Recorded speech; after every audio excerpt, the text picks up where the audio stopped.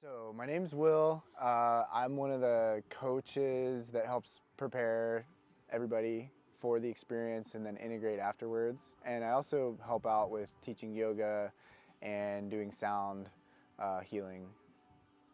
Ooh, okay, so I got injured when I was finishing up my team leader time at third group, and they gave me all the like physical therapy and pain management and like narcotics and stuff, and nothing was really helping with like my concussion and my back injury. um, and so I was med boarded, and the last ditch effort that they did was they offered me yoga therapy, and they offered me Marinol, which is lab synthesized THC, because I was getting I was getting medically retired. And I was like, why didn't they start with this? This is so much better. Like, it made so much more sense. And so I really loved yoga. I'd been doing it for years before then anyways. And then I had the opportunity to go to Peru with another veteran nonprofit and sit with ayahuasca for 2 weeks. And that was like life-changing. Like, I finally made the connection that like my physical ailments were not getting better because I hadn't addressed my mind or my spirit. So it's like mind, body, spirit, it's all connected. And when I worked on my mind and spirit, my body felt a lot better. And I was just like, wow, I want to help every other veteran with this. I feel like everybody has some variation of trauma when they retire or get out.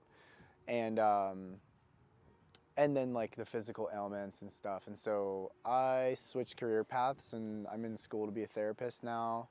And I coach with Heroic Hearts Project, and I help out with these retreats. And I just love seeing people learn how to regulate their nervous system, help them realize that they are the medicine, and just offer a variety of modalities to help people. So yoga, breath work, with Ben, the sound healing, ice baths, working out, going on runs, just being in community.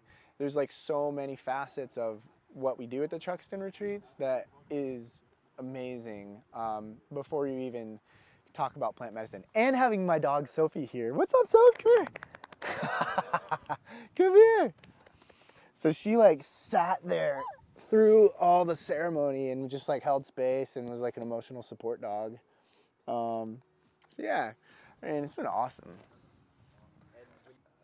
I think the biggest thing is just spending time on calls with everybody. Like, getting to know each other really helps create a safe container.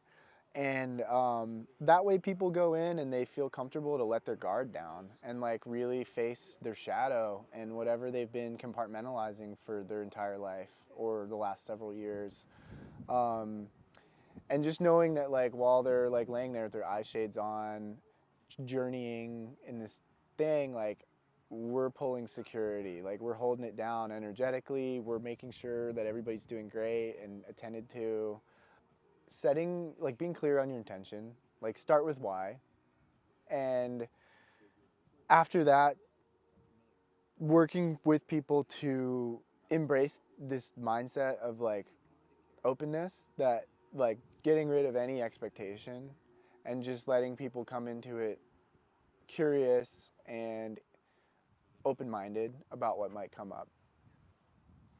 Honestly, it's the candid conversations like in between the ceremonies. Like if you look over there, they're all sitting by the pool, just chatting. We're telling old stories about West Point, and like being there with this group that's so specific, and like we all have a very similar lived experience, and so you don't have to spend any time explaining what things mean. Like you say like, oh, I was recycled in Ranger School, and people are like, I get it.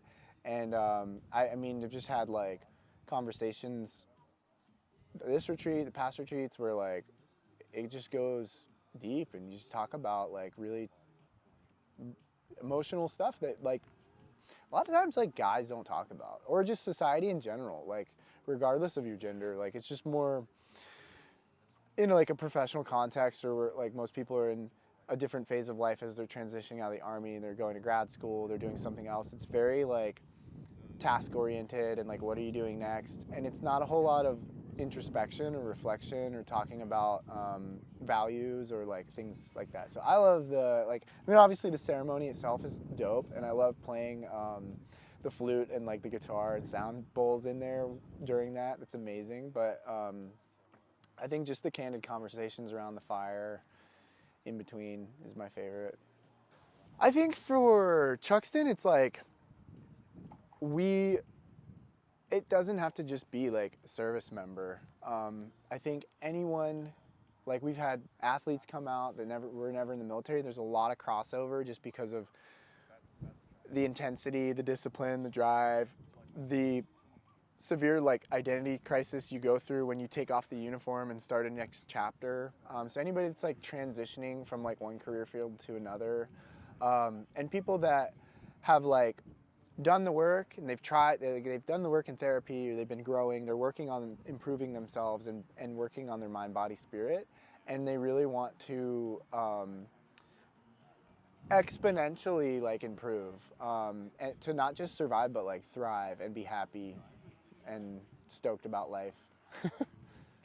Yeah, I mean, I just feel super grateful because like when I got out of the Army, I went into like a corporate job at Wells Fargo, hated it, did the Peru experience, came out and was like, I don't know what I want to do, but I want to be around mental health and plant medicine and helping veterans. And since then, it's been like the coolest couple of years of just getting to know CJ, getting to know Ben, now getting to know Athena, and just like having this sense of excitement about this opportunity that we all feel so passionate about to help others and like use our gifts in a way that is awesome. Like it feels fun. It feels like the same level of purpose and drive and passion that I had like being a platoon leader or being a team leader. So yeah, I love that. Shout out to my other 2013 classmate, Trent Brown, who hooked it up for this. Like seriously, Trent, love you, bro. You're the man. Thank you.